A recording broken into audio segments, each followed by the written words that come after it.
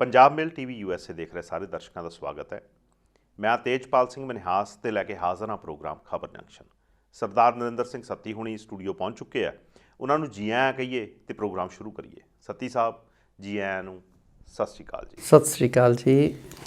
ਸੱਤੀ ਸਾਹਿਬ ਇੱਕ ਸ਼ੇਅਰ ਹੈ, ਕਹਿੰਦੇ बदल जाओ वक्त के साथ या फिर वक्त को बदलना सीखो, मजबूरियों को मत कोसो, हर हाल में चलना सीखो। समा चेंज हो गया, अंदोलन शुरू होया, एक आस लैके गए सी, पर सरकार दे ਉਹ ਜਿਹੜਾ ਇੱਕ ਅੜਬ ਰਵੱਈਆ ਉਹਦੇ ਨਾਲ ਕਿਸਾਨਾਂ ਨੂੰ ਕੁਛ ਨਹੀਂ ਅੱਜ ਤੱਕ ਹੱਥ ਲੱਗਾ। ਹਾਲਾਂਕਿ 250 ਬੰਦਾ ਸ਼ਹੀਦ ਵੀ ਹੋ ਗਿਆ, ਰੋਜ਼ ਦੋ ਤਿੰਨ ਦੀ ਮੌਤ ਹੋ ਰਹੀ ਆ। ਹੁਣ ਸਮੇਂ ਦੇ ਹਿਸਾਬ ਨਾਲ ਕਿਸਾਨ ਬਦਲਣ ਦੀ ਕੋਸ਼ਿਸ਼ ਕਰ ਰਹੇ ਆ, ਜੋ ਕਹਿੰਦੇ ਚੱਲਣਾ ਸਿੱਖੋ, ਅਤੇ ਉਹ ਸਿੱਖਣ ਦੀ ਕੋਸ਼ਿਸ਼ ਕਰ ਰਹੇ ਆ। ਅਤੇ ਹੁਣ ਵੈਸਟ ਬੰਗਾਲ ਦੀ ਇਲੈਕਸ਼ਨ ਹੈ, ਉਹਨਾਂ ਨੂੰ ਪਤਾ ਹੈ ਵੀ ਵੋਟ ਦੀ ਚੋਟ ਜਦੋਂ ਤੱਕ ਇਹ ਸਰਕਾਰ ਨੂੰ ਨਹੀਂ ਦਿੰਦੇ ਉਦੋਂ ਤੱਕ ਇਹ ਸਰਕਾਰ ਮੰਨਣ ਵਾਲਿਆਂ 'ਚੋਂ ਨਹੀਂ ਗਈ ਜੀ, ਅਤੇ ਉਹ ਉੱਧਰ ਨੂੰ ਤੁਰ ਪਏ ਆ। ਕਿਵੇਂ ਦੇਖਦੇ ਹੋ ਇਸ ਚੀਜ਼ ਨੂੰ? ਇਸ ਵੇਲੇ 5 ਸੂਬਿਆਂ ਦੀਆਂ ਚੋਣਾਂ ਹੋ ਰਹੀਆਂ ਜੀ, ਜਿਨ੍ਹਾਂ 'ਚ ਵਿਧਾਨ ਸਭਾ ਚੋਣਾਂ 'ਚ ਵੱਡੇ ਸੂਬੇ ਬੰਗਾਲ ਅਤੇ ਅਸਾਮ ਨੇ। ਬੰਗਾਲ ਦੇ ਵਿੱਚ ਪਹਿਲਾਂ ਜੋਤੀ ਬਾਸੂ ਹੋਰਾਂ ਦੀ ਸਰਕਾਰ ਰਹੀ ਹੈ, ਬਿਲਕੁਲ 4-5 ਟਰਮਸ। ਹੁਣ ਤ੍ਰਿਣਮੂਲ ਕਾਂਗਰਸ ਦੇ ਆਗੂ ਜਿਹੜੇ ਨੇ ਵੀ ਮਮਤਾ ਬੈਨਰਜੀ ਹੁਣੀ, ਉਸ ਸਰਕਾਰ ਨੂੰ ਡੇਗਣ ਲਈ, ਉਸ ਸਰਕਾਰ ਨੂੰ, ਉੱਥੋਂ ਦੀ ਮੌਜੂਦਾ ਸਰਕਾਰ ਨੂੰ, TMC ਨੂੰ ਬਦਨਾਮ ਕਰਨ ਲਈ ਜੀ ਕੇਂਦਰੀ ਹਾਕਮਾਂ ਨੇ, ਭਾਜਪਾਈਆਂ ਨੇ ਹਰ ਹਰਬਾ ਵਰਤਿਆ। ਬਿਲਕੁਲ। ਮਸਲਨ ਭਾਜਪਾ ਦੀ ਇੱਕ ਆਗੂ ਤਾਂ ਸੱਚਮੁੱਚ ਦੇ ਗੁਨਾਹ 'ਚ ਫਸਦੀ ਹੈ।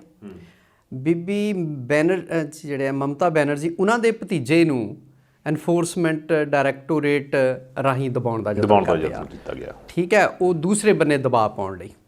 ਫਿਰ ਪਿਛਲੇ ਦਿਨੀ ਉਹ ਚੋਣ ਪ੍ਰਚਾਰ 'ਚ ਹੁਣ ਮਤਲਬ ਸਿਰੇ 'ਤੇ ਜੇ ਆਪਾਂ ਆ ਜਾਈਏ ਵੀ ਹਰ ਹਰਬਾ ਵਰਤਿਆ ਉੱਥੇ ਲੋਕਾਂ ਨੂੰ ਡਰਾਉਣ ਧਮਕਾਉਣ ਦਾ। ਬਿਲਕੁਲ। ਭਾਜਪਾਈਆਂ ਨੇ ਅੱਜ ਦੀਆਂ ਜਿਹੜੀਆਂ ਅਖਬਾਰਾਂ ਨੇ, ਤੁਸੀਂ ਦੇਖੋ ਵੀ ਉਹ ਇਹਨਾਂ ਗੱਲਾਂ ਨਾਲ ਭਰੀਆਂ ਪਈਆਂ ਵੀ ਬੀਬੀ ਮਮਤਾ ਬੈਨਰਜੀ 'ਤੇ ਪਿਛਲੇ ਦਿਨੀ 4-5 ਬੰਦੇ ਧੱਕਾ ਮਾਰਦੇ ਆ। ਬਿਲਕੁਲ। Z+ ਸਿਕਿਉਰਿਟੀ ਹੋਵੇ, ਆਪਣੀ ਕਾਰ ਦਾ ਦਰਵਾਜ਼ਾ ਇੱਦਾਂ ਖੁੱਲ੍ਹਾ ਹੋਇਆ ਅਤੇ ਕੋਲ ਖਲੋਤੇ ਆ, ਸੱਟ ਲੱਗਦੀ ਆ ਗਿੱਟੇ 'ਤੇ, ਗੋਡੇ 'ਤੇ ਪਲਾਸਟਰ ਹੋ ਰਿਹਾ ਜੀ।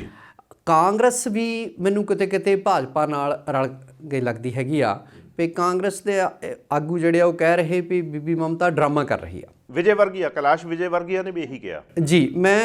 ਆਪਾਂ ਉਹਨਾਂ ਆਗੂਆਂ ਦੇ ਨਾਂ ਹੀ ਨਾ ਲਈਏ ਕਿਉਂਕਿ ਭਾਜਪਾ ਨੇ ਤਾਂ ਕਹਿਣਾ ਹੀ ਕਹਿਣਾ ਹੈਗਾ।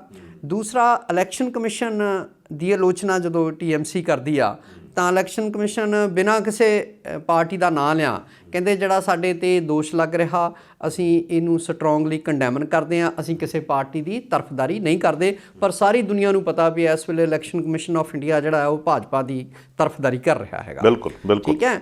ਉਸ ਪਿੱਛੋਂ ਆ ਜਾਈਏ ਆਪਾਂ ਕਿਸਾਨ ਆਗੂਆਂ 'ਤੇ। ਸੰਯੁਕਤ ਕਿਸਾਨ ਮੋਰਚੇ ਦੇ ਆਗੂ ਪਿਛਲੇ ਦਿਨੀ ਤੁਸੀਂ ਦੇਖਿਆ ਹੋਣਾ ਵੀ ਉੱਥੇ ਰਜਿੰਦਰ ਸਿੰਘ ਦੀਪ ਸਿੰਘ ਵਾਲਾ ਹੋਰੀ ਭੁੱਲ ਕੇ ਗਏ। ਹੁਣ ਬਲਵੀਰ ਸਿੰਘ ਰਾਜੇਵਾਲ ਹੋਰੀ ਕੱਲ੍ਹ ਕਲਕੱਤੇ ਦੇ ਵਿੱਚ ਬਹੁਤ ਵੱਡਾ ਭਰਮਾ ਇਕੱਠ ਸੀ, ਜਿਹਦੇ ਵਿੱਚ ਆਮ ਲੋਕਾਈ, ਬੁੱਧੀਜੀਵੀ ਵਰਗ, ਕਵੀ ਜਨ, ਲੇਖਕ, ਜਿਹੜਾ ਵੀ ਉੱਥੋਂ ਦੇ ਮੁਆਸ਼ਰੇ ਦਾ ਥੋੜ੍ਹਾ ਜਿਹਾ ਚੇਤਨ ਜਿਹੜਾ ਮਨੁੱਖ ਆ ਉਹ ਉਸ ਰੈਲੀ ਦੇ ਵਿੱਚ ਸ਼ਾਮਿਲ ਹੋਇਆ। ਔਰ ਦੇਖੋ ਲੋਕਤੰਤਰ ਦੇ ਵਿੱਚ ਜਿਵੇਂ ਤੁਸੀਂ ਕਿਹਾ ਭਈ ਵੋਟ ਦੀ ਤਾਕਤ ਵੱਡੀ ਤਾਕਤ ਹੁੰਦੀ ਹੈ। ਬਿਲਕੁਲ। ਹਾਲਾਂਕਿ ਕਿੰਨਾ ਕੁ ਲੋਕਤੰਤਰ ਰਿਹਾ ਇਹਦੇ ਬਾਰੇ ਵੀ ਆਪਾਂ ਅੱਜ ਗੱਲ ਕਰਾਂਗੇ, ਪਰ ਇੱਕ ਹਥਿਆਰ ਹੈ ਤੁਹਾਡੇ ਕੋਲ, ਵੋਟ ਦਾ। ਬਿਲਕੁਲ। ਵੋਟਾਂ ਨੂੰ ਪ੍ਰਭਾਵਿਤ ਤਾਂ ਕੀਤਾ ਜਾਂਦਾ ਇੱਥੇ, ਅਸੀਂ ਸਾਰੇ ਜਾਣਦੇ ਹਾਂ। ਪਰ ਕਿਸਾਨ ਆਗੂਆਂ ਨੇ ਕਿਹਾ ਭਈ ਭਾਜਪਾ ਨੂੰ ਐਤਕੀ ਵੋਟਾਂ ਨਹੀਂ ਪਾਉਣੀਆਂ ਹੈਗੀਆਂ ਜੀ। ਠੀਕ ਹੈ। ਉਹਨਾਂ ਨੂੰ ਮਤਲਬ ਇਹ ਅਹਿਸਾਸ ਕਰਾਉਣਾ ਭਈ ਜਿਹੜਾ ਲੋਕਾਂ ਦੇ ਹਿੱਤਾਂ ਦੇ ਉਲਟ ਜਾ ਕੇ ਸਰਕਾਰ ਜਿਹੜੀ ਆ ਉਹ ਕਿੱਦਾਂ ਬਣਦੀ ਹੈ, ਭਈ ਇਹਨਾਂ ਨੂੰ ਵੋਟਾਂ ਪਾਉਣ ਦੀ ਥਾਂ ਭਜਾਓ ਭਾਜਪਾਈਆਂ ਨੂੰ। ਇਹ ਖੁੱਲ੍ਹਾ ਸੱਦਾ ਕਿਸਾਨ ਆਗੂਆਂ ਨੇ ਦਿੱਤਾ ਔਰ ਉਹਨਾਂ ਨੇ ਕਿਹਾ ਵੀ ਜਿੱਥੇ ਜਿੱਥੇ ਜਿਹੜੀਆਂ ਚੋਣਾਂ ਹੋ ਰਹੀਆਂ ਨੇ ਉੱਥੇ ਉੱਥੇ ਜਾ ਕੇ ਭਾਜਪਾ ਦੇ ਉਲਟ ਪ੍ਰਚਾਰ ਕਰਾਂਗੇ। ਅੱਛਾ, ਕੱਲ੍ਹ ਮੈਂ ਰੈਲੀ ਦੇਖ ਰਿਹਾ ਸੀ ਇੱਕ, ਉੱਥੇ ਮਤਲਬ ਰੈਲੀ ਨਹੀਂ ਜੀ, ਲੋਕੀ ਤੁਰੇ ਹੋਏ ਸੀ, ਉਹਨੇ ਉਹ ਹੈਟ ਜਿਹੀ ਲਈ ਹੋਈ ਸੀ, ਉਹ 'ਤੇ ਲਿਖਿਆ ਹੋਇਆ ਸੀ ਨੋ ਵੋਟ ਟੂ BJP ਜੀ। ਤੇ ਉਹ ਲੋਕੀ ਜਿਹੜੇ ਆ ਉਹ ਉਹਨਾਂ ਨੂੰ ਜਦੋਂ ਪੁੱਛਿਆ ਗਿਆ ਉਹ ਕਹਿੰਦੇ ਕਿਸਾਨਾਂ ਦੇ ਆਉਣ ਤੋਂ ਪਹਿਲਾਂ ਹੀ ਅਸੀਂ ਇਹ ਕੰਮ ਸ਼ੁਰੂ ਕਰ ਦਿੱਤਾ ਕਿਉਂਕਿ ਸਾਨੂੰ ਪਤਾ ਵੀ ਇਹ ਜਿਹੜੀ ਸਰਕਾਰ ਆ ਕਿਸਾਨਾਂ ਨੂੰ ਬਹੁਤ ਤੰਗ ਕਰ ਰਹੀ ਹੈ ਜੀ। ਤੇ ਇਹਨੂੰ ਕਿੱਦਾਂ ਦੇਖਦੇ ਹੋ? ਲੋਕ ਪਹਿਲੇ ਹੀ ਜਾਗਰੂਕ ਹੋ ਰਹੇ? ਦੇਖੋ, ਜੇ ਆਪਾਂ ਬੰਗਾਲ ਜਾਂ ਅਸਾਮ ਦੇ ਲੋਕ ਦੇਖੀਏ ਤਾਂ ਉਹ ਆਮ ਤੌਰ ਤੇ ਪਹਿਲਾਂ ਹੀ, ਕਿਉਂਕਿ ਥੋੜੀ ਲੈਫਟਿਸਟ, ਬੰਗਾਲ ਤਾਂ ਪਹਿਲਾਂ ਤੋਂ ਹੀ ਖੱਬੇ ਪੱਖੀ ਵਿਚਾਰਧਾਰਾ ਵਾਲਾ ਸੂਬਾ ਰਿਹਾ ਹੈਗਾ। ਲੋਕ ਆਮ ਨਾਲੋਂ ਜ਼ਿਆਦਾ ਚੇਤਨ ਨੇ, ਆਮ ਨਾਲੋਂ ਜ਼ਿਆਦਾ ਸੋਝੀ ਰੱਖਦੇ ਹੈਗੇ ਆ ਸਿਆਸੀ ਵਰਤਾਰਿਆਂ ਦੀ, ਕਿਉਂਕਿ ਆਪਣੇ ਆਗੂਆਂ ਨੇ ਤੇ ਕਿਹਾ ਵੀ ਵੋਟਾਂ ਦੀ ਥਾਂ ਸਜ਼ਾ ਦੇਵੋ। ਸਜ਼ਾ ਕੀ ਆ? ਵੀ ਇਹਨਾਂ ਨੂੰ ਸੂਬੇ 'ਚ ਜਿੱਤਣ ਨਾ ਦੇਵੋ। ਠੀਕ ਹੈ। ਸੋ ਜਿਹੜੀ ਤੁਸੀਂ ਗੱਲ ਕਰਦੇ ਆ ਵੀ ਲੋਕ ਪਹਿਲਾਂ ਤੋਂ ਹੀ, ਦੇਖੋ ਲੋਕਾਂ ਦੇ ਦਿਮਾਗ ਵਿੱਚ ਬਹੁਤ ਕੁਝ ਚੱਲ ਰਿਹਾ ਹੁੰਦਾ, ਉਹਨੂੰ ਥੋੜ੍ਹਾ ਜਿਹਾ ਮਤਲਬ ਇੱਕ ਦਿਸ਼ਾ ਜਿਹੜੀ ਆ ਉਹ ਆਗੂ ਦਿੰਦੇ ਨੇ ਵੀ ਭਾਈ ਇੱਦਾਂ ਨਹੀਂ ਇਹਨਾਂ ਲੀਹਾਂ 'ਤੇ ਚੱਲਣਾ ਹੈਗਾ। ਸੋ ਇਸ ਵੇਲੇ ਭਾਜਪਾ ਨੇ ਪੂਰਾ ਤਾਣ ਲਾਇਆ ਹੋਇਆ ਬੰਗਾਲ ਵਿੱਚ, ਪਰ ਮੈਨੂੰ ਲੱਗਦਾ ਨਹੀਂ ਵੀ ਜਿੱਤੇ। ਉਹਦੇ ਬਾਰੇ ਦੇਖੋ ਹਾਲੇ ਕੋਈ ਕਿਆਸ ਰਾਹੀਂ ਕਰਨੀ ਵੀ ਦੂਰ ਦੀ ਗੱਲ ਹੈਗੀ ਆ, ਪਰ ਜਿਵੇਂ ਕਿਸਾਨ ਆਗੂਆਂ ਨੇ ਜਾ ਕੇ ਲੋਕਾਂ ਦੇ ਮਤਲਬ ਜਿਹੜੀ ਲਾਮਬੰਦੀ ਕੀਤੀ ਆ, ਉਹ ਭਾਵੇਂ ਉਹ ਤ੍ਰਿਣਮੂਲ ਕਾਂਗਰਸ ਨੂੰ ਨਹੀਂ ਕਹਿੰਦੇ ਜਿਤਾਓ ਜਾਂ ਕਾਂਗਰਸ ਨੂੰ ਜਿਤਾਓ, ਭਾਜਪਾ ਨੂੰ ਹਰਾਉਣਾ ਇਸ ਵੇਲੇ ਮੁੱਖ ਮੁੱਦਾ ਹੈਗਾ। ਤੇ ਜੋ ਲੱਗ ਰਿਹਾ, ਦੇਖੋ ਹਰ ਬੰਨੇ ਜਿਹੜਾ ਆ ਉਹ ਅੰਦੋਲਨ ਇਸ ਵੇਲੇ ਜਿਹੜਾ ਆ ਉਹ ਭਖਿਆ ਪਿਆ। ਦਿੱਲੀ ਦੇ ਬਾਰਡਰ ਵੀ ਭਾਵੇਂ ਸਰਕਾਰ ਨੇ ਅੱਜ ਤੱਕ ਕੋਈ ਮੰਗ ਨਹੀਂ ਮੰਨੀ, ਨਾ ਹੀ ਕੋਈ ਮੰਗਾਂ ਦੇ ਨੇੜੇ ਤੇੜੇ ਪਹੁੰਚੀ ਆ, ਪਰ ਅਜੇ ਵੀ ਉੱਥੇ ਲੋਕੀ ਬਰੂਹਾਂ ਮੱਲ ਕੇ ਬੈਠੇ ਹੋਏ ਆ ਜੀ, ਪਿੰਡ ਵਸਾਏ ਹੋਏ ਆ ਜੀ। ਮਮਤਾ ਬੈਨਰਜੀ ਦੀ ਸੱਟ ਤੇ ਥੋੜ੍ਹਾ ਜਿਹਾ ਆਈ ਹੈ ਕਿਉਂਕਿ ਥੋੜ੍ਹਾ ਜਿਹਾ ਕੰਟਰੋਵਰਸ਼ੀਅਲ ਜਿਹੀ ਚੀਜ਼ ਬਣ ਗਈ ਆ ਜੀ।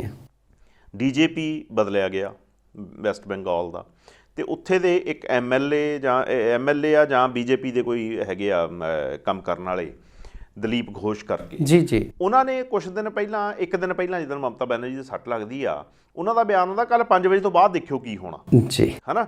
ਫਿਰ 7-8 ਤਰੀਕ ਨੂੰ ਪ੍ਰਧਾਨ ਮੰਤਰੀ ਵੀ ਉੱਥੇ ਰੈਲੀ 'ਚ ਗਏ ਆ, ਤੇ ਉੱਥੇ ਕਹਿ ਰਹੇ ਆ ਸਕੂਟੀ ਤੋਂ ਡਿੱਗ ਕੇ ਸੱਟਾਂ ਵੀ ਲੱਗਦੀਆਂ ਹੁੰਦੀਆਂ ਜੀ। ਕੁਛ ਇਹੋ ਜਿਹਾ, ਉਹ ਜਦੋਂ ਸੱਟ ਲੱਗਦੀ ਆ ਉਹ ਤਾਂ ਚਲੋ ਹੋ ਸਕਦਾ ਕੋਇਨਸੀਡੈਂਸ ਹੀ ਹੋਵੇ, ਪਰ ਉਹਦੇ ਨਾਲ ਲੋਕੀ ਜੋੜ ਕੇ, ਜਾਂ ਡੈਰੇਕ ਓਬਰਾਇਨ ਹੁਣੀ ਕੱਲ੍ਹ ਜੋ ਕਿਹਾ, ਉਹਦੇ ਨਾਲ ਜੋੜ ਕੇ ਕਹਿੰਦੇ ਆ ਵੀ ਇਹ ਮਮਤਾ ਬੈਨਰਜੀ ਨੂੰ ਫਿਜ਼ੀਕਲੀ ਨੁਕਸਾਨ ਪਹੁੰਚਾਉਣ ਦੀ ਕੋਸ਼ਿਸ਼ ਕੀਤੀ ਗਈ ਆ। ਦੇਖੋ, ਇਹ ਇੱਕ ਤਰ੍ਹਾਂ ਨਾਲ ਤਾਂ ਹੋਸ਼ੇਪਨ ਦੀ ਹੱਦ ਹੈ ਵੀ ਤੁਸੀਂ ਕਿਸੇ 'ਤੇ ਫਿਜ਼ੀਕਲ ਅਸਾਲਟ ਕਰੋ, ਹੈ ਨਾ, ਕਿਸੇ, ਉਹ ਵੀ ਇੱਕ ਸੂਬੇ ਦੇ ਮੁੱਖ ਮੰਤਰੀ 'ਤੇ। ਬਿਲਕੁਲ ਆਮ ਤੌਰ 'ਤੇ ਕਹਿੰਦੇ ਆ ਵੀ ਫਿਰ ਟਰੱਕ ਨਾਲ ਐਕਸੀਡੈਂਟ ਵੀ ਹੋ ਜਾਂਦਾ।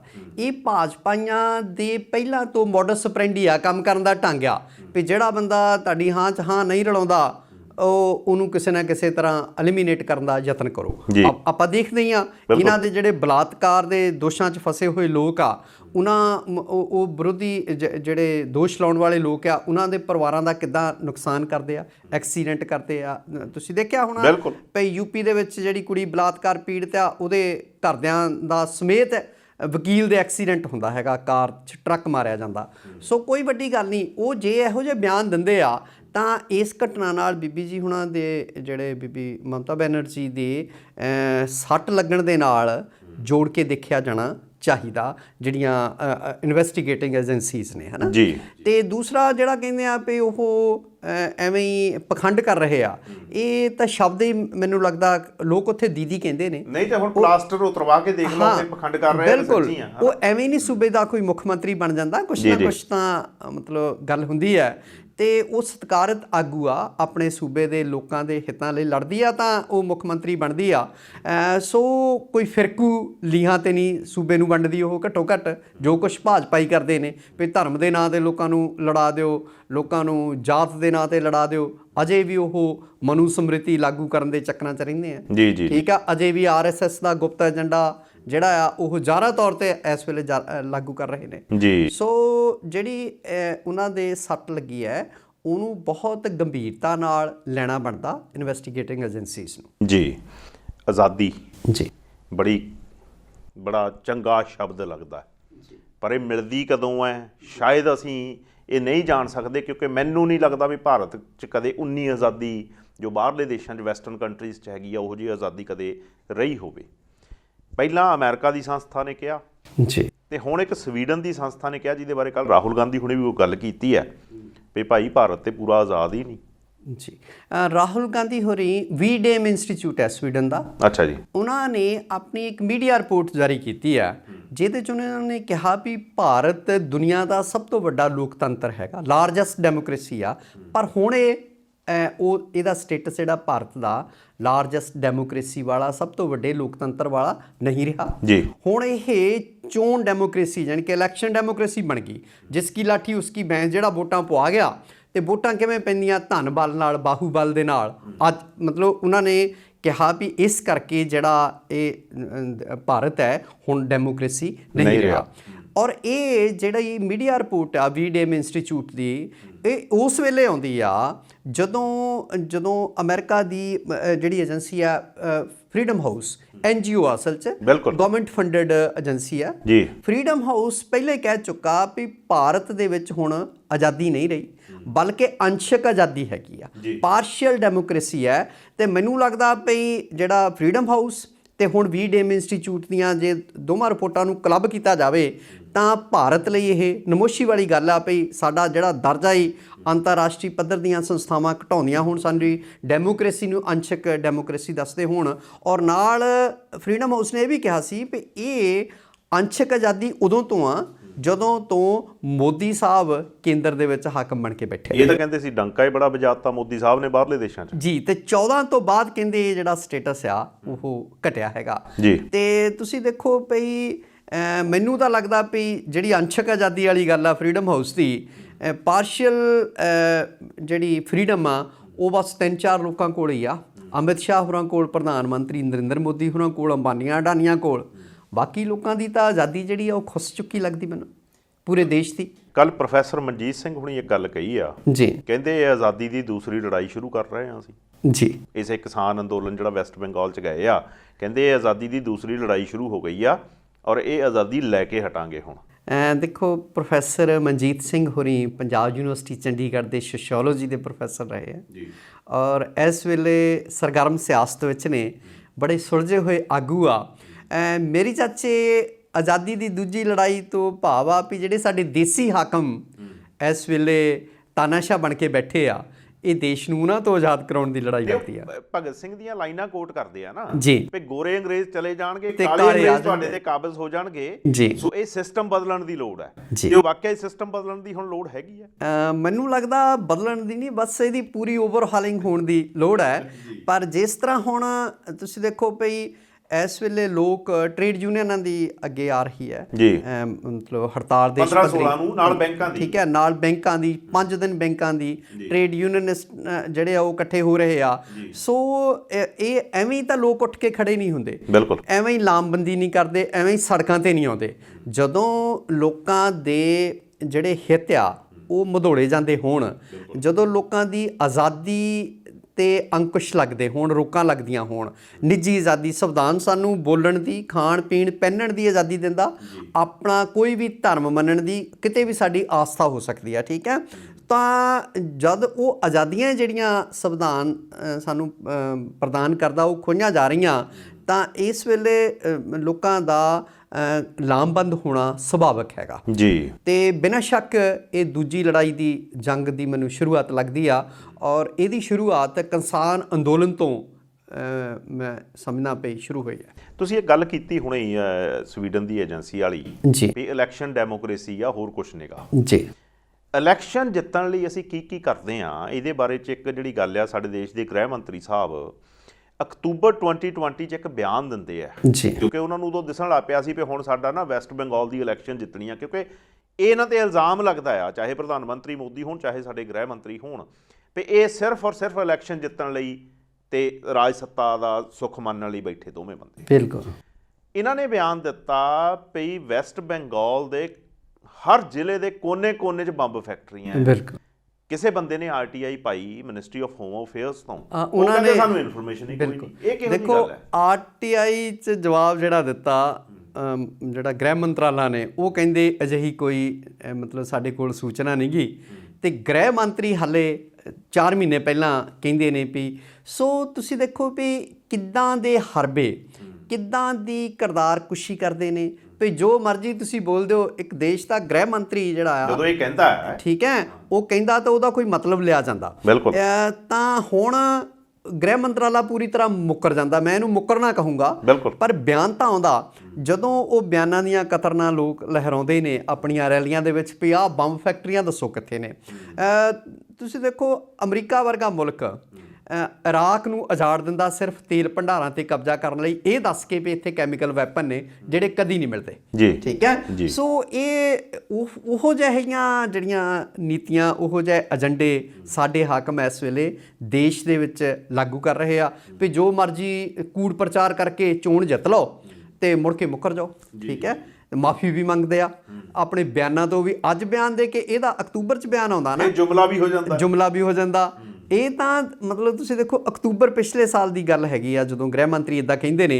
ਇਹ ਤਾਂ ਸਾਡੇ ਲੀਡਰ ਜਿਹੜੇ ਇਸ ਵੇਲੇ ਕੇਂਦਰੀ ਸਰਕਾਰ ਦੇ ਸਾਡੇ ਮੰਤਰੀ ਤੇ ਹੋਰ ਆਗੂ ਭਾਜਪਾ ਦੇ, ਉਹ ਅੱਜ ਬਿਆਨ ਦਿੰਦੇ ਆ, ਕੱਲ ਮੁੱਕਰ ਜਾਂਦੇ ਨੇ ਜੀ। ਸਮਾਂ ਹੋ ਰਿਹਾ ਇੱਕ ਬ੍ਰੇਕ ਦਾ, ਮਿਲਦੇ ਹਾਂ ਬ੍ਰੇਕ ਤੋਂ ਬਾਅਦ। ਦੁਨੀਆ ਨੂੰ ਜਾਣੋ ਪੰਜਾਬ ਮੇਲ USA ਚੈਨਲ ਦੇ ਨਾਲ। ਸੰਸਾਰ ਭਰ ਦੀਆਂ ਖਬਰਾਂ ਜਾਣਨ ਲਈ, ਖਬਰਾਂ ਦੀ ਡੂੰਘਾਈ ਤੱਕ ਪਹੁੰਚਣ ਲਈ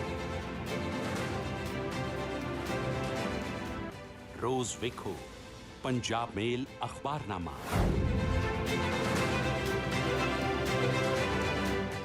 ਸਿਰਫ ਪੰਜਾਬ ਮੇਲ USA ਚੈਨਲ। ਪੰਜਾਬ ਮੇਲ TV USA ਦੇਖ ਰਹੇ ਸਾਰੇ ਦਰਸ਼ਕਾਂ ਦਾ ਬ੍ਰੇਕ ਤੋਂ ਬਾਅਦ ਇੱਕ ਵਾਰ ਫੇਰ ਸਵਾਗਤ ਹੈ। ਸਰਦਾਰ ਨਰਿੰਦਰ ਸਿੰਘ ਸੱਤੀ ਹੁਣੀ ਸਾਡੇ ਨਾਲ ਬਣੇ ਹੋਏ ਆ। ਵੱਧਦੇ ਹਾਂ ਅਗਲੀ ਗੱਲ ਵੱਲ। ਸੱਤੀ ਸਾਹਿਬ ਜੀ, ਹਰਿਆਣਾ ਸਰਕਾਰ ਬਚ ਗਈ ਜੀ, ਕਿਵੇਂ ਦੇਖਦੇ ਹੋ ਇਹਨੂੰ? ਦੇਖੋ ਉਹਨਾਂ ਦਾ ਬਹੁਮਤ ਆ ਜੀ, ਵਿਪ ਵੀ ਜਾਰੀ ਕਰਦੇ ਆ JPPV ਵਾਲੇ, ਠੀਕ ਹੈ। ਚਟਾਲੇ ਦਾ ਟੱਬਰ ਟੀਰ ਜਿਹੜਾ ਹੁਣ ਇਸ ਵੇਲੇ ਉਪ ਮੁੱਖ ਮੰਤਰੀ ਆ ਸੁਖਨਾਲ ਦੁਸ਼ਯੰਤ ਚਟਾਲਾ ਹੋਰੀ, ਕਿਸਾਨਾਂ ਦੇ ਨਾਂ ਤੇ ਵੋਟਾਂ ਲੈ ਕੇ ਮੁੜ ਕੇ ਕਿਸਾਨਾਂ ਦੇ ਵਿਰੁੱਧ ਭੁਗਤ ਰਹੇ ਨੇ। ਠੀਕ ਹੈ, ਹਾਊਸ ਦੀ ਗਰਾਊਂਡ ਤੇ ਜਿੱਤ ਗਿਆ ਵੋਟਾਂ ਲੈ ਕੇ।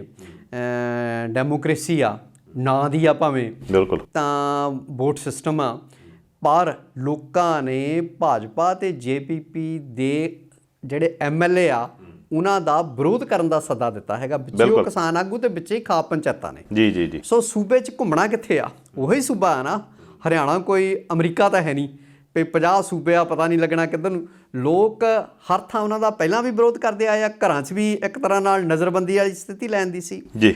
ਹੁਣ ਤੁਸੀਂ ਦੇਖੋ ਵੀ ਬਜਟ ਸੈਸ਼ਨ ਚੱਲ ਰਿਹਾ, ਇੱਕ ਬੰਨੇ ਤਾਂ ਉਹ ਜਿੱਤ ਜਾਂਦੇ ਆ, ਵੋਟ ਆਫ ਕੌਨਫੀਡੈਂਸ ਜਿੱਤ ਗਏ, ਪਰ ਕਹਿੰਦੇ ਅਸੀਂ 100 ਕਰੋੜ ਰੁਪਈਆ SYL ਲਈ, ਨਹਿਰ ਲਈ, ਸਤਲੁਜ ਜਮਨਾ ਲਿੰਕ ਨਹਿਰ ਲਈ 100 ਕਰੋੜ ਮਤਲਬ 1 ਅਰਬ ਰੁਪਈਆ ਜੀ। ਇੱਕ ਬੰਨੇ ਕਿਸਾਨ ਕਹਿੰਦੇ ਜਿਨ੍ਹਾਂ ਦੇ ਖੇਤਾਂ ਨੂੰ ਵੀ ਪਾਣੀ ਲੱਗਣਾ, ਭਈ ਸਾਡਾ ਕੋਈ ਰੌਲਾ ਹੀ ਨਹੀਂ, SYL ਦਾ ਤਾਂ ਕੋਈ ਮੁੱਦਾ ਹੀ ਨਹੀਂ ਰਹਿ ਗਿਆ, ਨਾ ਸਾਡੇ ਲਈ ਕੋਈ ਉਹ ਇਸ਼ੂ ਆ, ਠੀਕ ਹੈ, ਤਾਂ ਨਾ ਹੀ ਸਾਡਾ ਕੋਈ ਵਖਰੇਵਾਂ ਉਹਦੇ ਤੇ, ਨਾ ਸਾਡੀ ਕੋਈ ਲੜਾਈ ਆ। ਸੋ ਇਹ ਚਿੰਜੜੀ ਛੇੜਨੀ ਜਿਹਨੂੰ ਆਪਾਂ ਪੰਜਾਬੀ 'ਚ ਕਹਿੰਦੇ ਆ, ਇਹ ਚਿੰਜੜੀ ਛੇੜਨ ਵਾਲੀ ਗੱਲ ਨਹੀਂ ਤਾਂ ਹੋਰ ਕੀ ਆ। ਪਾੜੋ ਤੇ ਰਾਜ ਕਰੋ। ਕਿਹੜੇ ਲੋਕਾਂ ਨੂੰ ਇਹ ਪ੍ਰਭਾਵਿਤ ਕਰਨਾ ਚਾਹੁੰਦੇ ਆ? ਔਰ ਲੋਕਾਂ ਨੂੰ ਬਹੁਤ ਬਾਅਦ 'ਚ ਪਤਾ ਲੱਗਦਾ ਵੀ ਜਿਹੜਾ ਬਹੁਤਾ ਪਾਣੀ ਆ ਉਹ ਬਾਦਲਾਂ ਤੇ ਚਟਾਲਿਆਂ ਦੇ ਖੇਤਾਂ ਨੂੰ ਜਾਂਦਾ ਹੈਗਾ, ਠੀਕ ਆ। ਉਹ ਰਜਵਾਹੇ ਜਿਹੜੇ ਇਹਦੇ ਵਿੱਚੋਂ ਮੇਨ ਨਹਿਰ 'ਚੋਂ ਫੁੱਟਦੇ ਨੇ, ਉਹ ਰਜਵਾਹੇ ਇਹਨਾਂ ਜਿਹੜੇ ਸਿਆਸਤਦਾਨਾਂ ਦੇ ਖੇਤਾਂ ਨੂੰ ਬਹੁਤੇ ਜਾਂਦੇ ਨੇ। ਸੋ ਇਹ ਬਿਲਕੁਲ ਜਿਹੜਾ ਆ ਫਸਾਦ ਪਾਉਣ ਵਾਲੀ, ਲੋਕਾਂ ਨੂੰ ਪਾੜਨ ਵਾਲੀ ਗੱਲ ਕਰ ਰਹੇ ਆ ਖੱਟਰ ਹੋਰੀ। ਤਾਂ ਪਰ ਮੈਨੂੰ ਹੁਣ ਲੱਗਦਾ ਵੀ ਲੋਕ ਇਸ ਵੇਲੇ ਚੇਤਨ ਹੋ ਚੁੱਕੇ ਆ, ਇਹਨਾਂ ਦੀਆਂ ਮਤਲਬ ਗੱਲਾਂ 'ਚ ਆਉਣ ਵਾਲੇ ਨਹੀਂ ਗੇ। ਅੱਛਾ, ਇੱਕ ਗੱਲ ਹੋਰ ਉੱਥੇ ਹੋਈ ਆ ਜੀ, BJP ਵਾਲੇ ਕਹਿੰਦੇ ਵੀ ਉਹ ਜਿਹੜੇ ਕਿਸਾਨਾਂ ਦੇ ਉੱਤੇ ਲਾਠੀ ਚਾਰਜ ਹੋਇਆ ਜਾਂ ਕਿਸਾਨਾਂ ਦੇ ਉੱਤੇ ਅਸੀਂ ਟੀਅਰ ਗੈਸ ਜਿਹੜੇ ਚੱਲੇ ਆ, ਉਹ ਕਹਿੰਦੇ ਸਾਡੀ ਪੁਲਿਸ ਨੇ ਚਲਾਏ ਨਹੀਂ। ਤੇ ਉਹ ਕੌਣ ਸੀਗੇ? ਇਹਦਾ ਮਤਲਬ RSS ਵਾਲੇ ਬੰਦੇ ਕੱਪੜੇ ਪਾ ਕੇ ਆ ਗਏ ਸੀ, ਗੁੰਡੇ ਹੋਣਗੇ। ਫਿਰ RSS ਵਾਲੇ ਪਹਿਲਾਂ ਹੀ ਆਪਾਂ ਕਹਿੰਦੇ ਆ ਵੀ ਪੁਲਿਸ ਦੀਆਂ ਵਰਦੀਆਂ ਪਾ ਕੇ, ਪਰ ਜਿਹੜੇ ਖੱਡੇ ਪੁੱਟੇ ਆ, ਠੀਕ ਆ, ਸੜਕਾਂ ਤੇ ਜਿਹੜੇ ਪੁੱਠੇ ਕਿੱਲ ਲਾਏ ਨੇ, ਜਿਹੜੀਆਂ ਕੰਡਿਆਲੀਆਂ ਤਾਰਾਂ ਲਾਈਆਂ, ਉਹ ਵੀ ਫਿਰ RSS ਦੇ ਬੰਦੇ ਕਰ ਗਏ ਜਾਂ ਪੁਲਿਸ ਦੇ ਕਰ ਗਏ ਹੈ ਨਾ। ਤੇ ਖੱਟੜ ਸਾਹਿਬ ਦੀ ਕਾਹਦੀ ਸਰਕਾਰ ਹੋਈ? ਤੇ ਸਰਕਾਰ ਫਿਰ ਜਿਹੜੀ ਸੂਬੇ ਦੀ ਸਰਕਾਰ ਆ ਉਹਦੀ ਜ਼ਿੰਮੇਵਾਰੀ ਕਿੱਥੇ ਗਈ? ਠੀਕ ਹੈ, ਉਹ ਕੀ ਕਰ ਰਹੀ ਆ? ਫਿਰ ਤਾਂ ਉਹਨਾਂ ਨੂੰ ਸੱਤਾ ਤੋਂ ਲਾਂਭੇ ਹੋ ਜਾਣਾ ਚਾਹੀਦਾ ਤੇ ਹਕੂਮਤ ਜਿਹੜੀ ਆ ਕਿਸੇ ਹੋਰ ਨੂੰ ਸੰਭਾਲ ਦੇਣੀ ਚਾਹੀਦੀ ਆ। ਸੋ ਇਹ ਮੈਂ ਪਹਿਲਾਂ ਵੀ ਗੱਲ ਕੀਤੀ ਆ 2 ਮਿੰਟ ਪਈ, ਇਹ ਜਿਹੜੇ ਆ ਗੱਲਾਂ ਕਰਕੇ ਮੁਕਰਨ 'ਚ ਵੀ ਬਹੁਤ ਮਾਹਰ ਆ ਭਾਜਪਾ ਜੀ। ਅੱਛਾ, ਸਰਕਾਰ ਤਾਂ ਚਲੋ ਡਿੱਗੀ ਨਹੀਂ, ਚੜੂਨੀ ਸਾਹਿਬ ਨੇ ਇੱਕ ਬਿਆਨ ਬੜਾ ਜ਼ਬਰਦਸਤ ਦਿੱਤਾ। ਉਹ ਕਹਿੰਦੇ 70 ਸਾਲ ਅਸੀਂ ਇਹਨਾਂ ਨੂੰ ਵੋਟਾਂ ਪਾਈਆਂ, ਜੀ ਪਹਿਲੀ ਵਾਰੀ ਕਿਸਾਨ ਨੇ ਇਹਨਾਂ ਤੋਂ ਵੋਟ ਮੰਗੀ ਆ, ਉਹ ਵੋਟ ਇਹਨਾਂ ਨੇ ਸਾਨੂੰ ਨਹੀਂ ਦਿੱਤੀ ਤੇ ਹੁਣ ਇਹਨਾਂ ਦਾ ਰਹਿਣਾ ਕੁਛ ਨਹੀਂ। ਦੇਖੋ ਗੁਰਨਾਮ ਸਿੰਘ ਚੜੂਨੀ ਹੋਰੀ ਹਰਿਆਣੇ ਦੇ ਵੱਡੇ ਕਿਸਾਨ ਆਗੂ ਆ ਜੀ। ਤੇ ਜਦੋਂ ਫਿਰ ਵੱਡੇ ਆਗੂ ਕੋ ਸੱਦਾ ਦਿੰਦੇ ਆ ਤਾਂ ਲੋਕ ਉਹਨਾਂ ਦੇ ਬੋਲਾਂ ਤੇ ਫੁੱਲ ਵੀ ਚੜਾਉਂਦੇ ਨੇ। ਤਾਂ ਇਹ ਹੁਣ ਆਉਣ ਵਾਲੀਆਂ ਚੋਣਾਂ 'ਚ ਸ਼ਾਇਦ ਲੋਕ ਆਪਣੇ ਗੁੱਸੇ ਦਾ ਇਜ਼ਹਾਰ ਕਰਨ ਤੇ ਖੱਟਰ ਸਰਕਾਰ ਨੂੰ ਮੂੰਹ 'ਤੇ ਮੂੰਹ ਟੇਕਣ। ਜੀ। ਅੱਛਾ, ਸੱਦੀ ਨਾ ਬੁਲਾਈ ਤੇ ਮੈਂ ਲਾੜੇ ਦੀ ਤਾਈ। ਜੀ। ਹਰਜੀਤ ਗਰੇਵਾਲ ਸਾਹਿਬ ਨੂੰ ਪੁੱਛਦਾ ਕੋਈ ਨਹੀਂ, ਮੋਦੀ ਸਾਹਿਬ ਦੇ ਬੜੇ ਭਗਤ ਆ ਉਹ, ਹੈ ਨਾ। ਜਿੱਦਾਂ ਉਹ ਕਹਿ ਦਿੰਦੇ ਆ ਉੱਪਰੋਂ ਹੁਕਮ ਆ ਜਾਂਦਾ, ਉੱਦਾਂ ਦੀਆਂ ਹੀ ਗੱਲਾਂ ਕਰਨ ਲੱਗ ਪੈਂਦੇ ਆ। ਹੁਣ ਉਹਨਾਂ ਨੇ ਜੀ ਕਹਿਤਾ SGPC ਨੂੰ ਸਲਾਹ ਦੇ ਰਹੇ ਆ ਵੀ ਭਾਈ ਇਹ ਜਿਹੜੇ ਅੰਦੋਲਨਕਾਰੀ ਆ ਇਹਨਾਂ ਨੂੰ ਲੰਗਰ ਨਾ ਦਿਓ। ਇਹਦੇ ਨਾਲ ਇੱਕ ਤਾਂ ਇਹ ਆ ਵੀ ਇਹ ਫਿਰਕੂ ਰੰਗਤ ਦੇ ਰਿਹਾ ਇਸ ਅੰਦੋਲਨ ਜੀ। ਇਹਦਾ ਮਤਲਬ ਹੈ ਵੀ ਸਿੱਖ ਜਿਹੜੇ ਆ ਜਾਂ SGPC ਉਹ ਫਿਰਕੂ ਹੋ ਗਈ। ਦੇਖੋ ਪਹਿਲੀ ਗੱਲ ਤਾਂ ਇਹ ਆ ਵੀ ਇਸ ਵੇਲੇ ਹਰਜੀਤ ਗਰੇਵਾਲ ਦੀ ਸਿਆਸੀ ਪਿੜ ਦੇ ਵਿੱਚ ਕੋਈ ਹੋਂਦ ਨਹੀਂ, ਬਿਲਕੁਲ ਜ਼ੀਰੋ ਆਗੂ ਆ ਜਿਹਨੂੰ ਕੋਈ ਨਹੀਂ ਪੁੱਛਦਾ ਕਹਿੰਦੇ ਨਾ। ਹਾਂਜੀ ਹਾਂਜੀ। ਤੇ ਉਹ ਇਹੋ ਜਿਹਾ ਬਿਆਨ ਦੇਵੇ। ਸ਼੍ਰੋਮਣੀ ਗੁਰਦੁਆਰਾ ਪ੍ਰਬੰਧਕ ਕਮੇਟੀ ਸਿੱਖਾਂ ਦੀ ਸਰਮੌਰ ਸੰਸਥਾ ਆ, ਬਿਲਕੁਲ ਗੁਰੂ ਸਾਹਿਬਾਨ ਦੇ ਆਸ਼ਾ ਅਨੁਸਾਰ ਬਣਾਈ ਗਈ ਆ, ਗੁਰਦੁਆਰਾ ਪ੍ਰਬੰਧ ਆ, ਠੀਕ ਹੈ ਉਹਨਾਂ ਕੋਲ। ਬਿਲਕੁਲ। ਤੇ ਹਰਜੀਤ ਗਰੇਵਾਲ ਪਹਿਲੀ ਗੱਲ ਤਾਂ ਸੁਝਾਅ ਦੇਣ ਵਾਲਾ ਕੌਣ ਹੁੰਦਾ ਹੈ। ਦੂਸਰਾ, ਬੀਬੀ ਜਗੀਰ ਕੌਰ ਜਿਹੜੇ SGPC ਦੀ ਪ੍ਰਧਾਨ ਹੈਗੇ ਇਸ ਵੇਲੇ, ਉਹਨਾਂ ਨੇ ਕਿਹਾ ਵੀ ਆਪਣੀਆਂ ਨਸੀਹਤਾਂ ਆਪਣੇ ਕੋਲ ਰੱਖੇ। ਬਿਲਕੁਲ। ਵੀ ਇਹ ਸਾਡੇ ਜਾਣੀ ਕਿ ਸਿਧਾਂਤਾਂ ਦਾ, ਸਿੱਖ ਸਿਧਾਂਤਾਂ ਦਾ ਇੱਕ ਪਹਿਲੂ ਆ ਵੀ ਦੀਨ ਦੁਨੀਆ ਦੀ ਸੇਵਾ ਕਰਨੀ, ਠੀਕ ਹੈ।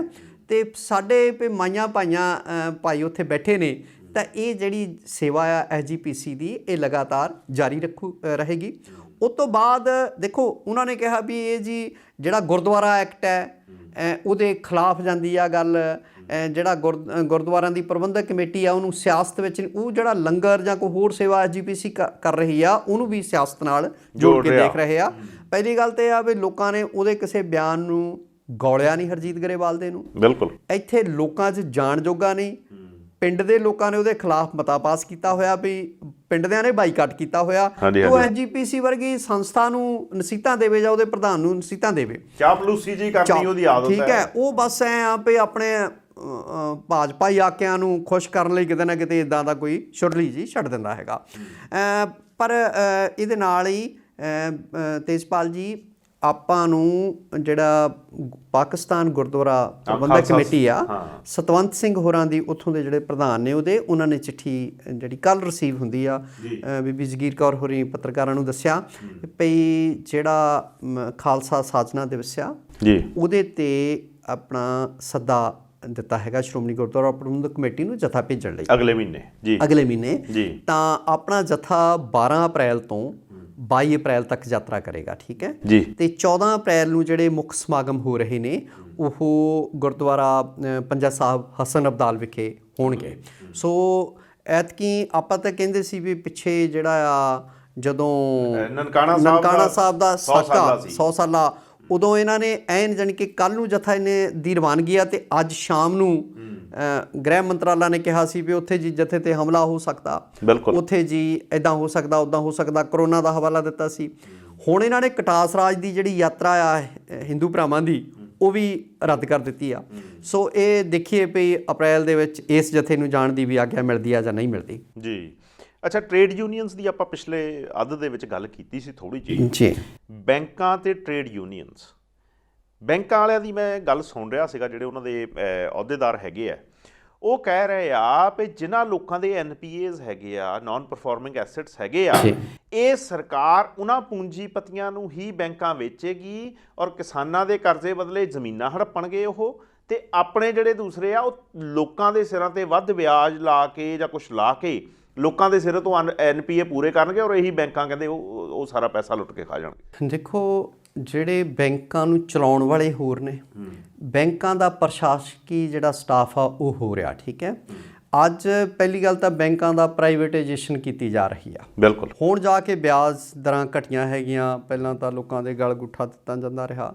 ਸਾਰੀਆਂ ਬੈਂਕਾਂ ਜਿਹੜੀਆਂ ਉਹ ਨਿੱਜੀ ਹੱਥਾਂ 'ਚ ਸੌਂਪੀਆਂ ਜਾ ਰਹੀਆਂ ਨੇ। ਮੋਦੀ ਦੇ ਆਪਣੇ ਸੂਬੇ ਦੇ ਪ੍ਰਧਾਨ ਮੰਤਰੀ ਦੇ ਲੋਕ ਬੈਂਕਾਂ ਨਾਲ ਅਰਬਾਂ ਖਰਬਾਂ ਦੀਆਂ ਠੱਗੀਆਂ ਮਾਰ ਕੇ ਵਿਦੇਸ਼ਾਂ 'ਚ ਬੈਠੇ ਆ ਨੀਰਵ ਮੋਦੀ ਨੂੰ ਹੁਣ ਕਿਤੇ ਵੈਸਟਮਿੰਸਟਰ ਜਿਹੜੀ ਅਦਾਲਤ ਆ ਇੰਗਲੈਂਡ ਦੀ ਉਹਦੀ ਹਵਾਲਗੀ ਕੀਤੀ ਆ, ਹਾਲੇ ਆਉਣਾ। ਠੀਕ ਹੈ, ਉਹਨਾਂ ਦਾ ਬਿਲਕੁਲ ਇਹ ਖਦਸ਼ੇ ਜਿਹੜੇ ਆ ਬੈਂਕਿੰਗ ਜਿਹੜੀ ਯੂਨੀਅਨ ਹੈਗੀ ਆ ਉਹ ਜਾਇਜ਼ ਨੇ ਵੀ ਸਰਕਾਰ NPA ਜਿਹੜਾ ਉਹ ਵੀ ਲੋਕਾਂ ਚੋਂ ਕੱਢਣਾ ਚਾਹੁੰਦੀ ਆ, ਨਾਨ ਪ੍ਰੋਫਿਟ ਐਸੈਟਸ ਨੇ ਜਿਹੜੇ, ਤਾਂ ਇਹ ਜੇਬਾਂ ਜਿਹੜੀਆਂ ਕਿਹਨਾਂ ਦੀਆਂ ਭਰਨਗੀਆਂ, ਉਸ ਸਰਮਾਏਦਾਰ ਤਬਕੇ ਦੀਆਂ। ਬਿਲਕੁਲ।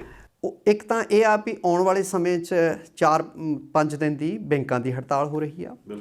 ਪੰਜਾਬ ਦੇ ਵਿੱਚ ਪਨਬੱਸ ਜਿਹੜੇ ਕੰਟਰੈਕਟਰ ਯੂਨੀਅਨ ਹੈਗੀ ਆ, ਡਰਾਈਵਰ ਕੰਡਕਟਰ ਯੂਨੀਅਨ, ਹਾਂਜੀ, ਉਹ ਕੱਲ੍ਹ ਤੋਂ ਸ਼ੁਰੂ ਹੈਗੀ 3 ਦਿਨ ਦੀ। ਕੱਲ੍ਹ ਬਿਲਕੁਲ ਪਨਬੱਸਾਂ ਜਿਹੜੀਆਂ ਆ ਉਹ ਸਰਕਾਰੀ ਬੱਸਾਂ ਕਹਿ ਲਓ ਉਹ ਨਹੀਂ ਚੱਲੀਆਂ, ਅਤੇ ਪਟਿਆਲਾ ਰੈਲੀ ਲਈ ਜਿਹੜਾ ਵੱਖ-ਵੱਖ ਥਾਵਾਂ ਤੋਂ ਉੱਥੇ ਮਹਾਂ ਰੈਲੀ ਹੋ ਰਹੀ ਆ ਪਨਬੱਸ ਕੰਟਰੈਕਟ ਯੂਨੀਅਨ ਦੀ। ਅਤੇ ਨਾਲ ਦੀ ਨਾਲ ਹੜਤਾਲਾਂ ਦਾ ਹੋਰ ਸਿਲਸਿਲੇ ਦੀ ਜੇ ਆਪਾਂ ਗੱਲ ਕੀਤੀਏ ਤਾਂ ਇੱਥੇ ਆੜ੍ਹਤੀ ਐਸੋਸੀਏਸ਼ਨ ਦੀ ਬਿਲਕੁਲ ਜਿਹੜੀ ਹੜਤਾਲ ਆ ਉਹ ਵੀ 10 ਤਰੀਕ ਤੋਂ ਮਤਲਬ ਸ਼ੁਰੂ ਹੋ ਗਈ। ਉਹ ਤਾਂ ਮਤਲਬ ਬਿਲਕੁਲ ਹੀ ਡਾਇਰੈਕਟ ਡਿਪੋਜ਼ਿਟ ਜਿਹੜਾ ਕਰਵਾ ਰਹੇ ਆ। ਤੁਸੀਂ ਆਖੇ ਆਪਣੀ ਨਾ ਜ਼ਮੀਨ ਦੇ ਕਾਗਜ਼ ਜਿਹੜੇ ਅਪਲੋਡ ਕਰੋ, ਹਾਂਜੀ, ਉਹ ਦਿਖਾਓ, ਉਸ ਹਿਸਾਬ ਨਾਲ ਤੁਹਾਡੇ ਅਕਾਊਂਟ 'ਚ ਪੈਸੇ ਆ ਜਾਣਗੇ। ਹੁਣ ਜਿਹੜੇ ਬੰਦੇ ਵਿਚਾਰੇ ਠੇਕੇ ਤੇ ਜ਼ਮੀਨ ਲੈ ਕੇ ਵਾਹੁੰਦੇ ਆ, ਆਪਣਾ ਟੱਬਰ ਪਾਲਦੇ ਆ, ਉਹ ਕਿੱਥੇ ਜਾਣਗੇ? ਹਾਂਜੀ, ਇਹ ਰਵਿੰਦਰ ਸਿੰਘ ਚੀਮਾ ਜਿਹੜੇ ਆ ਪੰਜਾਬ ਆੜ੍ਹਤੀ ਐਸੋਸੀਏਸ਼ਨ ਦੇ ਪ੍ਰਧਾਨ ਆ, ਉਹਨਾਂ ਦੀ ਅਗਵਾਈ ਦੇ ਵਿੱਚ ਪਹਿਲਾਂ ਵੀ ਆੜ੍ਹਤੀਆਂ ਨੇ ਕਿਸਾਨਾਂ ਦਾ ਸਾਥ ਦਿੱਤਾ। 20 ਮਾਰਚ ਤੋਂ ਕਹਿੰਦੇ ਆ ਵੀ ਪੱਕਾ ਮੋਰਚਾ ਜਿਹੜਾ ਅਸੀਂ ਚੰਡੀਗੜ੍ਹ ਲਾਵਾਂਗੇ ਜੀ, ਤੇ 2 ਦਿਨ ਦੀ ਹੜਤਾਲ ਹੋ ਗਈ ਆ। ਠੀਕ ਹੈ, ਤਾਂ ਉਸ ਤੋਂ ਇਲਾਵਾ ਮਸਲਾ ਕੀ ਆ ਮੁੱਖ ਭਈ ਸਰਕਾਰ ਨੇ, ਕੇਂਦਰੀ ਸਰਕਾਰ ਨੇ ਇੱਕ ਇਸ਼ੂ ਕੀਤਾ ਨੋਟਿਸ, ਜਿਹਦਾ ਪੰਜਾਬ ਸਰਕਾਰ ਨੇ ਚੁੱਪ ਚਪੀਤੇ ਹਮਾਇਤ ਕੀਤੀ ਭਈ ਜਿਹੜੀਆਂ ਜ਼ਮੀਨਾਂ ਆ ਉਹਨਾਂ ਦੀਆਂ ਫਰਦਾਂ ਅਪਲੋਡ ਕਰੋ। ਭਈ ਅੱਗੇ ਆੜ੍ਹਤੀਆਂ ਰਾਹੀਂ ਸਿੱਧਾ ਜਿਹੜਾ ਕਿਸਾਨਾਂ ਨੂੰ ਪੈਸਾ ਜਾਂਦਾ, ਉਹ ਕਹਿੰਦੇ ਵੀ FCI ਦੇ ਇਹ ਸਾਰੇ ਹੁਕਮ ਨੇ। ਪਹਿਲਾਂ ਪੰਜਾਬ ਸਰਕਾਰ ਨੇ ਚੁੱਪ ਚਪੀਤੇ ਹਦਾਇਤਾਂ ਵੀ ਕਰ ਦਿੱਤੀਆਂ ਵੀ ਅਪਲੋਡ ਕਰੋ ਫਰਦਾਂ। ਹੁਣ ਉਹ ਲੋਕਾਂ ਦਾ ਵਿਰੋਧ ਦੇਖ ਕੇ ਉਹਨੂੰ ਹਾਲ ਦੀ ਘੜੀ ਮੁਲਤਵੀ ਕਰ ਦਿੱਤਾ ਗਿਆ। ਕੈਪਟਨ ਸਾਹਿਬ ਡਬਲ ਗੇਮ ਖੇਡ ਰਹੇ ਪੰਜਾਬ, ਡਬਲ ਗੇਮ ਖੇਡ ਰਹੇ। ਅਗਲੀ ਗੱਲ ਇਹ ਭਈ ਤੁਸੀਂ ਦੇਖੋ ਭਈ ਕਿਸਾਨਾਂ ਨੂੰ ਇਹ ਨਵਾਂ ਬਖੇੜਾ ਉਹਨਾਂ ਲਈ ਖੜਾ ਕਰਨ ਵਾਲੀ ਗੱਲ ਆ। ਇੱਕ ਤਾਂ ਇਹ ਆ ਵੀ ਸਾਰਾ ਜਿਹੜਾ ਜ਼ਮੀਨੀ ਰਿਕਾਰਡ ਉਹਨਾਂ ਕੋਲ ਪਹੁੰਚ ਜਾਵੇ। ਦੂਜਾ, ਹਾਲੇ ਬਹੁਤੀਆਂ ਜਿਹੜੀਆਂ ਜ਼ਮੀਨਾਂ ਉਹ ਪਿਓ ਦਾਦਿਆਂ ਦੇ ਨਾਂ ਨੇ, ਬਿਲਕੁਲ, ਵਾਹੀ ਕੋਈ ਕਰਦਾ, ਠੀਕ ਹੈ, ਉਹ ਨਾ ਕਿਸੇ ਦੇ ਬੋਲਦੀ ਆ, ਇੰਤਕਾਲ ਨਹੀਂ ਕਿਸੇ ਦਾ ਹੋਇਆ। ਇਹ ਸਾਰਾ ਕੁਛ ਬਖੇੜੇ ਖੜੇ ਕਰਨ ਵਾਲੀਆਂ ਗੱਲਾਂ ਆ, ਕਿਸਾਨਾਂ ਨੂੰ ਹੋਰ ਜ਼ਿਆਦਾ ਪਰੇਸ਼ਾਨ ਕਰਨ ਵਾਲੀਆਂ ਗੱਲਾਂ ਆ, ਅਤੇ ਜਿਹਦੇ ਹੱਕ ਦੇ ਵਿੱਚ ਇਸ ਵੇਲੇ ਆੜ੍ਹਤੀ ਐਸੋਸੀਏਸ਼ਨ ਪੰਜਾਬ ਨੇ ਚੀਮਾ ਸਾਹਿਬ ਦੀ ਅਗਵਾਈ ਦੇ ਵਿੱਚ ਝੰਡਾ ਬੁਲੰਦ ਕੀਤਾ ਹੈਗਾ। ਸੋ ਪੂਰੇ ਦੇਸ਼ ਵਿੱਚ ਹੀ ਕਿਤੇ ਨਾ ਕਿਤੇ ਜਿਹੜਾ ਰੋਹ ਹੈਗਾ ਲੋਕਾਂ ਦੇ ਵਿੱਚ ਕੇਂਦਰੀ ਹਾਕਮਾਂ ਦੀਆਂ ਨੀਤੀਆਂ ਪ੍ਰਤੀ, ਚਾਹੇ ਉਹ ਪੰਜਾਬ ਆ, ਚਾਹੇ ਉਹ ਸਾਊਥ ਦੇ ਸੂਬੇ ਨੇ, ਚਾਹੇ ਉਹ ਮੱਧ ਭਾਰਤ ਆ, ਚਾਹੇ ਈਸਟ ਆ ਅਤੇ ਚਾਹੇ ਵੈਸਟ ਆ। ਜੀ, ਕਰੋਨਾ ਫੇਰ ਵੱਧ ਰਿਹਾ, ਕੀ ਸੋਚਦੇ ਹੋ ਉਹਦੇ ਬਾਰੇ? ਦੇਖੋ, ਕਰੋਨਾ ਨੂੰ ਪਹਿਲਾਂ ਠੱਲ ਪਈ ਸੀ, ਬਿਨਾਂ ਸ਼ੱਕ ਸਰਕਾਰ ਨੇ ਯਤਨ ਵੀ ਕੀਤੇ ਆ। ਭਾਰਤ ਵਿੱਚ ਪੈਦਾ ਵੀ ਹੋਈ ਆ ਜਿਹੜੀ ਵੈਕਸੀਨ ਹੈ, ਆਪਣੀ ਪ੍ਰੋਡਕਸ਼ਨ ਆ ਕਹਿ ਲਓ।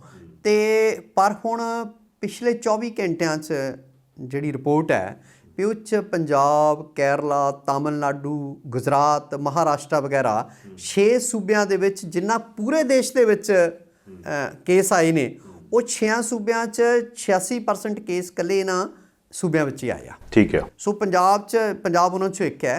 ਤਾਂ ਮੇਰੀ ਚਾਚੇ ਸਰਕਾਰ ਦਾ ਇਹ ਜਿਹੜਾ ਰੌਲਾ ਆ, ਇਹ ਤਾਂ ਜਾਇਜ਼ ਹੈ ਭਈ ਲੋਕਾਂ ਨੂੰ ਇਹ ਤੋਂ ਆਪਣਾ ਬਚਾਅ ਰੱਖਣਾ ਚਾਹੀਦਾ। ਬਿਲਕੁਲ, ਹਾਲੇ ਅਵੇਸਲਾ ਹੋਣਾ ਨਹੀਂ ਆਪਾਂ ਨੂੰ ਪੁੱਗਣਾ, ਹਾਲੇ ਬਹੁਤ ਚੌਕਸ ਰਹਿਣ ਦੀ ਲੋੜ ਆ ਅਤੇ ਇਹ ਤੋਂ ਇਹਤਿਆਤ ਰੱਖੋ। ਇਹਤਿਆਤ ਸਰਕਾਰ ਕੀ ਕਹਿੰਦੀ ਆ, ਡਾਕਟਰ ਕੀ ਕਹਿੰਦੇ ਨੇ, ਮੈਡੀਕਲ ਸਾਇੰਸ ਜੋ ਕਹਿ ਰਹੇ ਆ ਵੀ ਘੱਟੋ ਘੱਟ ਆਪਣੇ ਹੱਥ ਫਰੀਕੁਐਂਟਲੀ ਧੋਈ ਜਾਓ, ਕਿਤੇ ਬਾਹਰ ਲੱਗਦਾ ਹੱਥ ਅਤੇ ਉਹਨਾਂ ਨੂੰ ਤੁਸੀਂ ਉੱਥੇ ਵੀ ਧੋਵੋ, ਸੈਨੀਟਾਈਜ਼ ਕਰੋ, ਘਰ ਆਣ ਕੇ ਸਾਬਣ ਨਾਲ ਧੋਵੋ, ਅਤੇ ਜਿਹੜਾ ਮਾਸਕ ਆ ਉਹਦੀ ਵਰਤੋਂ ਕਰੋ। ਜੀ, ਅੱਛਾ, ਪਿਛਲੇ ਦਿਨਾਂ 'ਚ ਬੀਬੀ ਮਹਿੰਦਰ ਕੌਰ, ਜਿਨ੍ਹਾਂ ਬਾਰੇ ਕੰਗਣਾ ਰਣੌਤ ਨੇ ਗੱਲ ਕੀਤੀ, ਹਾਂਜੀ, ਉਹਨਾਂ ਨੂੰ ਅਰਵਿੰਦ ਕੇਜਰੀਵਾਲ ਹੁਣੀ ਸਨਮਾਨਿਤ ਕੀਤਾ ਵੀ ਇਸ ਉਮਰ ਦੇ ਵਿੱਚ ਵੀ ਉਹ ਖੇਤਾਂ 'ਚ ਕੰਮ ਕਰਦੇ ਆ। ਬਿਲਕੁਲ ਜੀ।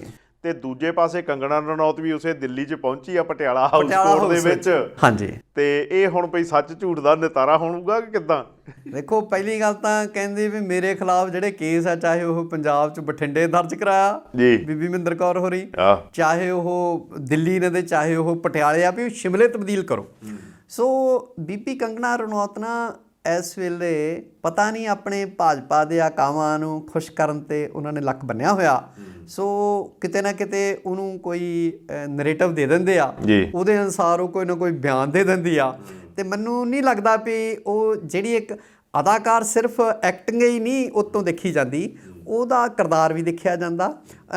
ਸਾਡੇ ਕੋਲ ਪ੍ਰਿਥਵੀ ਰਾਜ ਕਪੂਰ ਵਰਗੇ, ਰਾਜ ਕਪੂਰ ਵਰਗੇ ਸਾਡੇ ਜਿਹੜੇ ਉਹ ਸਮੇਂ ਦੀ ਸਿਆਸੀ ਸੋਝੀ ਰੱਖਣ ਵਾਲੇ ਲੋਕ, ਠੀਕ ਹੈ, ਨਸੀਰੁਦੀਨ ਸ਼ਾਹ ਵਰਗੇ, ਠੀਕ ਹੈ, ਆਪਣੇ ਕੋਲ ਕਿੰਨੇ ਜਿਹੜੇ ਫਿਲਮ ਪ੍ਰੋਡਿਊਸਰ ਤੇ ਅਦਾਕਾਰ ਆ ਜਿਹੜੇ ਸਮਿਆਂ ਦਾ ਇਤਿਹਾਸ, ਸਮਾਂ ਸਾਡੇ ਤੋਂ ਕੀ ਮੰਗਦਾ ਹੈਗਾ, ਠੀਕ ਹੈ, ਮੁਆਸ਼ਰੇ ਬਾਰੇ, ਸਮਾਜ ਬਾਰੇ ਜਿਹੜੀ ਮੁਕੰਮਲ ਸੋਝੀ ਰੱਖਣ ਵਾਲੇ ਅਦਾਕਾਰ ਆ। ਪਰ ਇਹ ਮੈਨੂੰ ਸਮਝ ਨਹੀਂ ਆਉਂਦੀ ਵੀ ਹਿਮਾਚਲ ਕਦੀ ਪੰਜਾਬ ਦਾ ਹਿੱਸਾ ਹੀ ਸੀਗਾ, ਪੇ ਵੀ ਉਸੇ ਧਰਤੀ ਦੀ ਜਾਈ ਆ, ਤੇ ਆਪਣੇ ਭਾਜਪਾਈ ਜਿਹੜੇ ਆਕਾ ਆ ਉਹ ਜੋ ਕੁਝ ਕਹਿੰਦੇ ਆ ਉਹ ਬੋਲਦੀ ਆ। ਤੇ ਚਲੋ ਉਹ ਤਾਂ ਠੀਕ ਆ, ਪਰ ਜੱਜ ਸਾਹਿਬ ਨੇ ਦਿੱਲੀ ਪੁਲਿਸ ਨੂੰ ਕਿਹਾ ਵੀ ਐਕਸ਼ਨ ਟੇਕਨ ਰਿਪੋਰਟ ਉਹਦੀ ਸਬਮਿਟ ਕਰੋ। ਉਹ ਤੇ ਅਸੀਂ ਗਾਹਾਂ ਜਾਈਏ ਜਰਾ। ਉਹ ਤਾਂ ਦਿੱਲੀ ਪੁਲਿਸ ਜਿਹੜੀ ਆ ਉਹ, ਜਾਂ ਜਿਹੜੀ ਦੂਸਰੇ ਥਾਵਾਂ ਦੀ ਪੁਲਿਸ ਆ, ਸਿੱਧੇ ਤੌਰ ਤੇ ਗ੍ਰਹਿ ਮੰਤਰਾਲਾ ਦੇ ਹੇਠ ਕੰਮ ਕਰਦੀ ਆ। ਸੋ ਅਦਾਲਤ ਨੂੰ ਵੀ ਕਈ ਵਾਰੀ ਇਹ ਲੋਕ ਡੌਜ ਕਰਦੇ ਆ, ਲੰਮ ਲੇਟ ਕਰਦੇ ਨੇ। ਪਰ ਹੁਣ ਤਾਜ਼ਾ ਜਿਹੜੀ ਪਟਿਆਲਾ ਹਾਊਸ ਦੇ ਜੱਜ ਜਿਵੇਂ ਧਰਮਿੰਦਰ ਰਾਣਾ ਹੋਰੀ ਰਵੀ ਦਿਸ਼ਾ ਦੇ ਮਾਮਲੇ 'ਚ ਕੀਤਾ ਸੀ, ਜੇ ਕਿਤੇ ਸਖਤੀ ਕਰਦੇ ਆ ਤਾਂ ਐਕਸ਼ਨ ਟੇਕਨ ਰਿਪੋਰਟ ਜਿਹੜੀ ਉਹ ਸਬਮਿਟ ਵੀ ਕਰਾਉਣੀ ਪਊਗੀ ਪੁਲਿਸ ਨੂੰ। ਉਧਰ ਜਾਵੇਦ ਅਖਤਰ ਨਾਲ ਵੀ ਇਹਨਾਂ ਦਾ ਪੰਗਾ ਪਿਆ, ਮਾਨਹਾਨੀ ਦਾ, ਉਹਨਾਂ ਨੇ ਵੀ ਮਾਨਹਾਨੀ ਦਾ ਪਰਚਾ ਦਰਜ ਕੀਤਾ। ਉਹ ਇਹ ਸਾਰੇ ਪਰਚੇ ਕਹਿੰਦੇ ਵੀ ਜੀ ਸ਼ਿਮਲਾ ਕੋਰਟ ਦੇ ਵਿੱਚ ਤਬਦੀਲ ਕਰੋ ਮੇਰੇ। ਸੋ ਦੇਖੋ, ਕਹਿੰਦੇ ਹੁੰਦੇ ਆ ਜਿਨ੍ਹਾਂ ਨੇ ਕਰਨੀਆਂ ਉਹਨਾਂ ਨੇ ਭਰਨੀਆਂ। ਸੋ ਬੀਬੀ ਜੀ ਹੁਣਾਂ ਨੂੰ ਅਹਿਸਾਸ ਨਹੀਂ ਸੀਗਾ ਵੀ ਉਹਨਾਂ ਨੇ ਕਿਹਨਾਂ ਲੋਕਾਂ ਦੇ ਨਾਲ ਪੰਗਾ ਲੈ ਲਿਆ। ਜੀ, ਅੱਜ ਦੇ ਪ੍ਰੋਗਰਾਮ 'ਚ ਇੰਨਾ ਹੀ। ਅਗਲੇ ਪ੍ਰੋਗਰਾਮ ਤੱਕ ਇਜਾਜ਼ਤ ਦਿਓ। ਸਤੀ ਸਾਹਿਬ, ਬਹੁਤ ਵਧੀਆ ਜਾਣਕਾਰੀ ਦਿੱਤੀ, ਬਹੁਤ ਬਹੁਤ ਧੰਨਵਾਦ। ਸਤਿ ਸ਼੍ਰੀ ਅਕਾਲ ਜੀ। ਸਤਿ ਸ਼੍ਰੀ ਅਕਾਲ ਜੀ।